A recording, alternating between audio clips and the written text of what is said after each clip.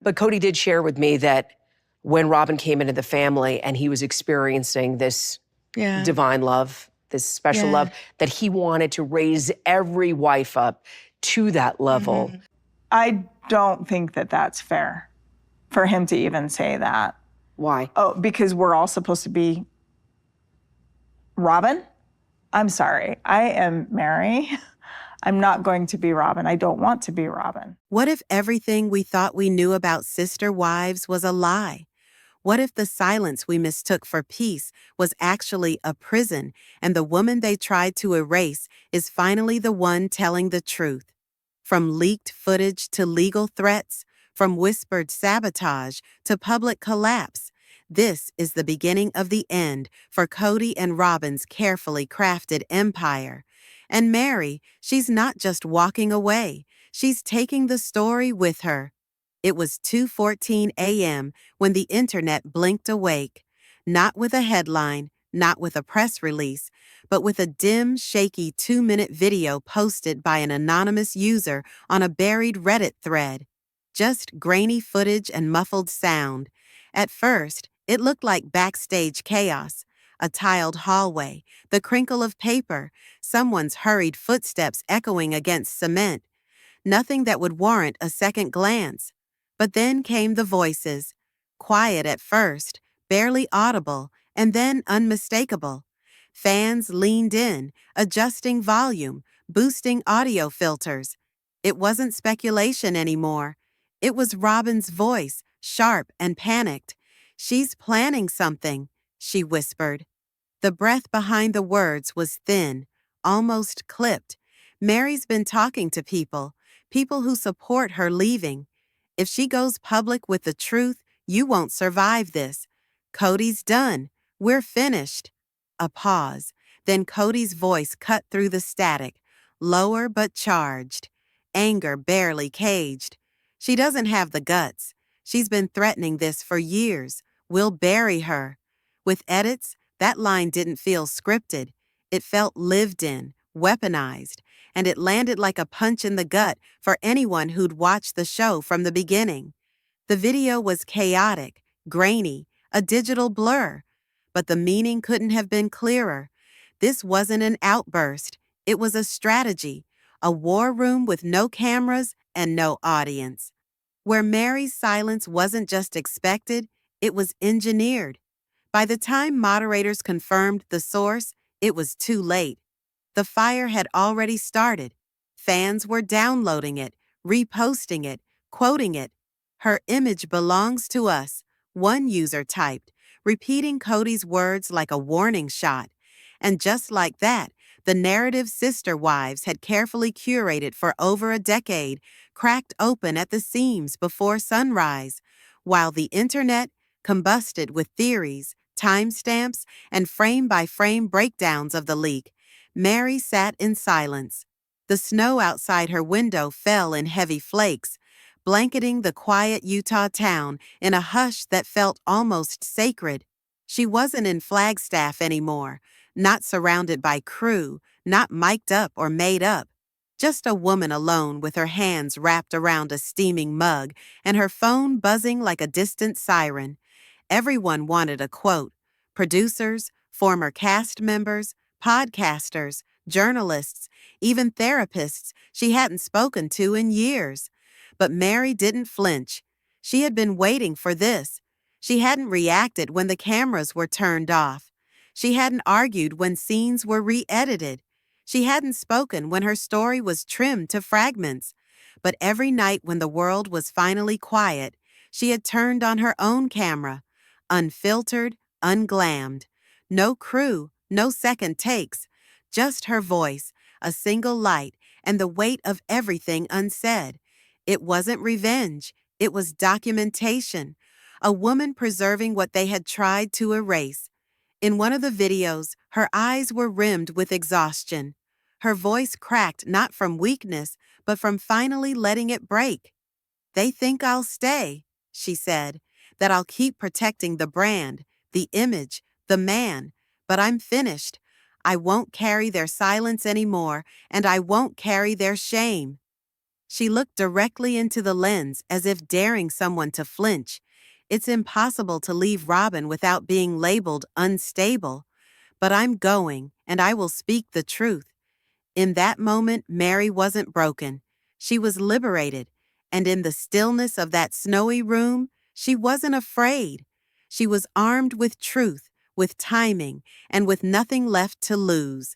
The silence didn't last. As Meri's voice began to ripple across platforms, something darker surfaced beneath the noise. Evidence. It started with a leaked message from TLC's internal PR team, casually worded but deeply calculated. Concerned about Meri's emotional well-being, Robyn Brown has contacted several podcast producers and mental health professionals with whom Meri has communicated. The message didn't just imply concern, it documented interference. Robyn hadn't just distanced Meri from the spotlight, she had been orchestrating her isolation. Then came the cease and desist, a digital copy of a letter signed by Robyn sent to a small podcast that had quietly extended an interview offer to Meri. It accused the platform of attempting to solicit content that could damage Robyn and Kody's public image. Legal ease dressed as damage control. But to fans who had followed the unraveling, it rire of censorship. The story was no longer speculative, it was systematic. But the final fracture came without a lawyer stamp. A simple Instagram story, black and white, no caption, just Meri's hand clutching an old lease to her Las Vegas home. At the top corner, barely visible, was a yellow sticky note, faded ink, unmistakable handwriting. Don't tell anyone yet. Let's deal with this internally. Robyn's voice, this time not whispered, but written. It wasn't just paperwork. It was proof, not of disagreement, but betrayal, quiet and strategic, disguised as concern. And for the first time, fans weren't just angry. They were awake. He lost control in less than 90 seconds. Kody's voice, once measured and media-trained, erupted into something raw, fragmented, almost desperate. The leaked clip picked up mid-rant, but the words hit like a freight train. She lacks gratitude. She wants to burn everything I gave her. For what? A story? A victim complex? The room had gone silent, not with reverence, just stunned discomfort. A producer tried to step in. Kody kept going. Security was called, and just like that, the man who had shaped the show's core identity for over a decade was escorted off the set. There was no press release, no statement, just a leak. An internal HR document quietly circulated and promptly screenshot. Due to confrontation with production personnel and non-compliance with filming requirements, Kody Brown will be temporarily removed from Sister Wives production for a duration of 18 days. A footnote in corporate language, but a landslide in practice. For the first time, the show continued without him. Robyn was gutted, not because he crossed a line. He'd done that before, but because the line was finally enforced. Her influence had always been indirect, but absolute. She didn't need power if Kody was in the room. He absorbed criticism, deflected heat, rearranged the story to shield her. But now he was gone. And the walls she'd relied on weren't just cracking. They were being examined. Producers started combing through footage that had never aired. Cut segments, rejected arcs, quiet manipulations, arguments in corners, passive-aggressive silences, narrative shifts that now felt less like edits and more like erasers. Kody had imploded on set, but it was Robyn's mask that began to slip. With the patriarch sidelined, the show was no longer under their control, and the story was finally starting to tell itself. No caption, no context, just a single black and white photo posted without warning to Meri's Instagram story. It wasn't loud or dramatic, just quiet enough to be deafening. Her hand, steady but tense, clutched an old lease from her former Las Vegas home. At first glance, it was just a document. Faded ink, typed lines, bureaucratic, forgettable text. But what stopped everyone cold wasn't the lease, it was what clung to it. A yellow sticky note slightly curled at the edges with 5 handwritten words. Don't discuss this just yet. Beneath it, in softer script, let's deal with this internally. And the unmistakable signature of Robyn. It hit harder than a confession, because it wasn't just what was said, it was what was assumed. Robyn hadn't asked Meri. She'd instructed her, framed concern as command. And in that single frame, the myth of unity began to crumble. The photo wasn't a bombshell. It was a breadcrumb, a glimpse into how silence had been bought, encouraged, normalized. The lease wasn't about a house. It was about a woman being asked to disappear on schedule quietly for the sake of someone else's storyline. Fans didn't need more than that. They knew what they were seeing. The sticky note was small, but it screamed. Years of suspicion were suddenly weightless. Robyn hadn't just benefited from Meri's silence, she had authored it. And for the first time, it wasn't filtered through edits, reunion specials, or controlled confessionals. It was raw, it was hers, and it was real. No promo, no countdown, just a quiet upload at midnight on a YouTube channel no one had heard of. Truth from Liz's porch. One video, one thumbnail, one title. The uncensored journal of Meri before they rewrite me. For 9 unedited minutes, there was no music, no lighting, no makeup. Just Meri wrapped in a gray sweater, sitting on an old wooden swing, snowflakes catching in her hair. Her voice was either from the cold or the weight of everything she hadn't said. And she didn't start with rage. She started with sorrow. I gave it my all for them, she whispered. When I wanted to scream, I stayed quiet. When I was gaslit, I stayed loyal. When they brought me betrayal, edited down and packaged for television, I accepted it. She paused long enough that it hurt to sit in the silence. But this is my voice. I'm the only one who gets to shape it now. There were no names, no accusations, just a woman choosing not to be erased. She spoke about a man who turned her heartbreak into leverage, about wives who weaponized concern, about moments when her grief was twisted into suspicion. Her words weren't loud, but they sliced like glass. And by sunrise, the world had listened. 3.2 million views, hundreds of thousands of comments. Not just fans, survivors, truth-tellers, women who had spent years swallowing their own silence. It was no longer just reality TV, it was reality. Meri's voice, once trimmed into confessionals and clipped into background noise, was finally leading the story. And nothing, no edit, no PR statement, no lawsuit, could cut it back down. It didn't come from a tabloid or a podcast or even a leak. It came from family. Robyn's estranged half-sister, Belle, appeared on TikTok one afternoon with no fanfare, no intro music, just a direct look into the camera and the line, "If you want to see the real Robyn, take a seat." What followed was a 45-minute expose that didn't shout, it cut. Calm, composed, and chillingly detailed, Belle didn't just offer anecdotes. She recited a history. She spoke of growing up under Robyn's shadow, of watching her use tears not as a sign of vulnerability, but as a tactic. Robyn learned early that if she cried, Belle said, people would bend. Kody wanted someone who could sob while he twisted the knife, and Robyn figured out how to be that person. She described years of subtle guilt, religious guilt, emotional guilt, manipulation dressed as love, sympathy crafted for the camera, and all of it Belle claimed had been rehearsed.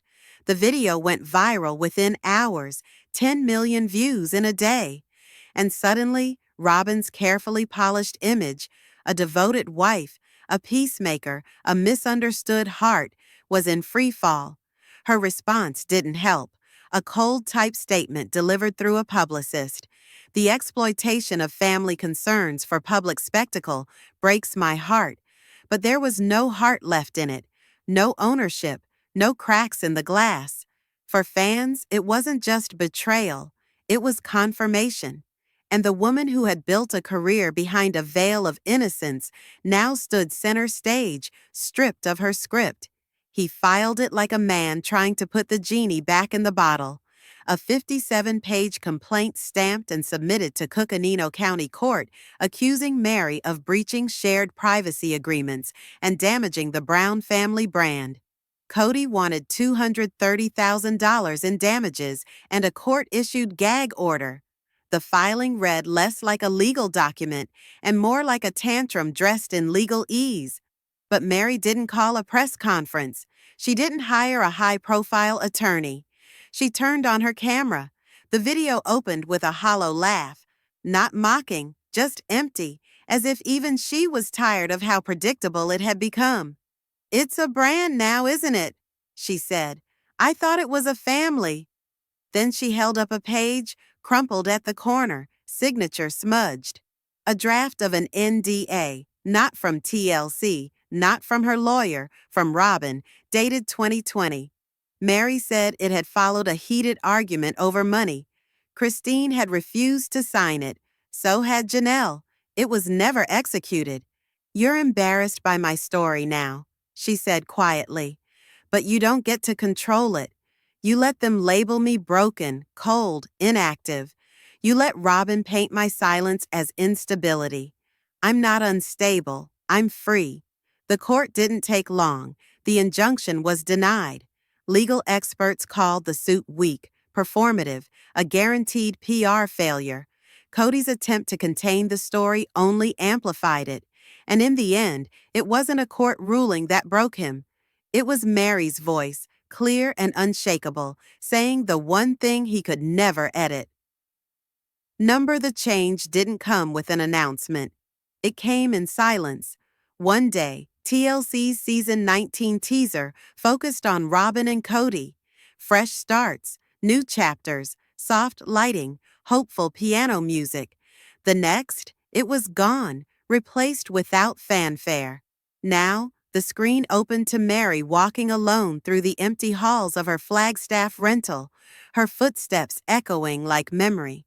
Christine stood in her kitchen, eyes locked on a producer just off screen. "For too long, none of us spoke," she said, her voice steady. "And we were harmed by that silence." Janelle followed with a tremble in her throat. "We thought protecting the family meant swallowing the truth, but it just meant we disappeared." The shift wasn't subtle, it was seismic. TLC wasn't just airing a new season.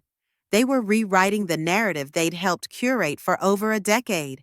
Robyn and Kody, once the network's chosen centerpiece, were now ghosted in their own story. Promotional clips dropped them quietly. Press packages were sent out without their names. Even the upbeat theme music was replaced with something eerie, almost mournful. And then came the leaked scene, a private meeting caught on camera through a paper-thin wall. Robyn's voice tense and pleading, "You're not getting it." If Meri tells the truth, the entire narrative shifts. TLC becomes an accomplice. The room on the other side went silent. She wasn't wrong. The network had protected them for years, edited around damage, polished dysfunction. But now the shield was gone. And the wives who had once been background characters in their own lives were stepping forward, not as survivors, but as the new core of the franchise. Not every story gets a second chapter, but TLC had made its choice, and it no longer belonged to Kody. By the time the tell-all aired, the audience wasn't watching for revelations. They were watching for reckoning. And Suki Krishnan, calm and composed, did not let the moment slide past. She asked Robyn directly, "Why won't you watch past clips? Why do you always look away?" Robyn fumbled, her voice shaking just enough to sound sincere. "They're too painful," she said, "too destructive." But the camera didn't cut away. It held, and in that still frame, Robyn smiled, soft, almost amused, while footage rolled behind her. showing Kody dismissing, gaslighting, and weaponizing silence. The dissonance hit like a slap. Janelle didn't bother with subtlety. She looked right into the lens and said what fans had screamed for seasons. You can't even mention Robyn without Kody shutting down. She's his sacred cow, untouchable. That's the truth. No one flinched. No one objected because everyone in the room knew. This wasn't a family anymore. It was a collapsing kingdom with its crown cracked and tarnished. Christine, pressed about Meri's unraveling, didn't hesitate. Her story was rewritten for years, she said. We all saw it. We just stayed quiet. The guilt hung in the air, but it wasn't shame. It was clarity. A final breath before the storm ended. And Kody, he didn't fight. He didn't shout. He didn't even defend himself. He sat in silence, jaw tight, eyes unfocused. The man who once commanded the room with volume and bravado was now a ghost in his own tale. Whatever script he thought he controlled had unraveled. He wasn't the narrator anymore, just a subject under scrutiny. The women had found their voices. The story had shifted hands, and the patriarch, once untouchable, was now just another man trying to survive the truth he never thought would see the light. If you felt the shift, if you saw through the edits, if you always knew something wasn't right, this is your moment. Meri's voice is just the beginning. Subscribe to TLC The Sister chapter for deeper dives, untold truths, and the receipts they can't bury. I'm Amin, and together, we're not just watching the fall of a family. We're witnessing the rise of voices that refuse to stay silent. Hit that like button. Drop your thoughts in the comments.